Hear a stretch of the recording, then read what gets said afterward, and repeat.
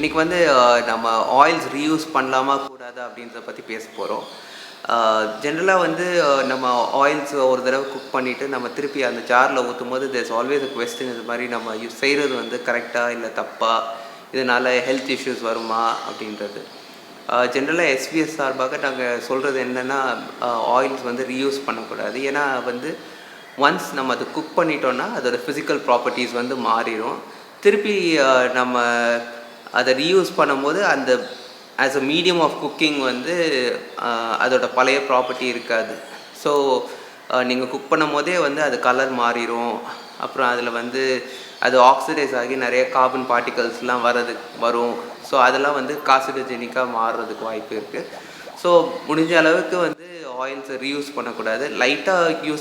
Light டெம்பரேச்சர்ஸில் cook பண்ணிங்க அப்படின்னா ஒரு 150 degrees அந்த மாதிரி குக் பண்ணுறீங்கன்னா இட் இஸ் ஒன் டைம் திருப்பி யூஸ் பண்ணலாம் maybe.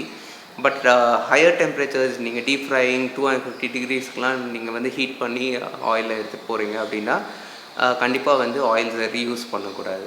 So this is our suggestion. நம்ம கவர்மெண்ட் ஆஃப் இந்தியாவில் சர்டன் கைட்லைன்ஸ் கொடுத்துருக்காங்க ஃபுட் சேஃப்டி மூலமாக யூஸ் குக்கிங் ஆயிலை பற்றி. யூஸ் குக்கிங் ஆயில் வந்து நீங்கள் ஃப்ரை பண்ணுறதுக்கு யூஸ் பண்ணியிருந்தீங்கன்னா உங்கள் குழம்பு தாளிக்கிறதுக்கு அந்த மாதிரி நீங்கள் இன்னும் ஒரு தடவை யூஸ் பண்ணிக்கலாம். செகண்ட் பாயிண்ட் வந்து ப்ளூ கிரே ஸ்மோக் வந்துச்சுன்னா கண்டிப்பாக அந்த ஆயிலை டிஸ்போஸ் பண்ணிடணும். தேர்ட் பாயிண்ட் வந்து உங்கள் யூஸ் குக்கிங் ஆயிலையும் ஃப்ரெஷ் ஆயிலையும் செப்ரேட்டாக வச்சுக்கோங்க. ஃபோர்த் பாயிண்ட் வந்து யூஸ் குக்கிங் ஆயிலை 1 or 2 days கண்டிப்பாக யூஸ் பண்ணிடணும். லாஸ்ட் பாயிண்ட் வந்து நீங்கள் யூஸ் குக்கிங் ஆயிலை டிஸ்போஸ் பண்ணும்போது ஸ்பில்லேஜை அவாய்ட் பண்ணுறதுக்கு நீங்கள் வந்து அப்சார்பன்ட், அதாவது சாடஸ்ட் இல்லை சாண்ட் அந்த மாதிரி யூஸ் பண்ணி நீங்கள் டிஸ்போஸ் பண்ணிங்கன்னா இந்த மாதிரி ஸ்பில்லேஜஸை நீங்கள் அவாய்ட் பண்ணலாம்.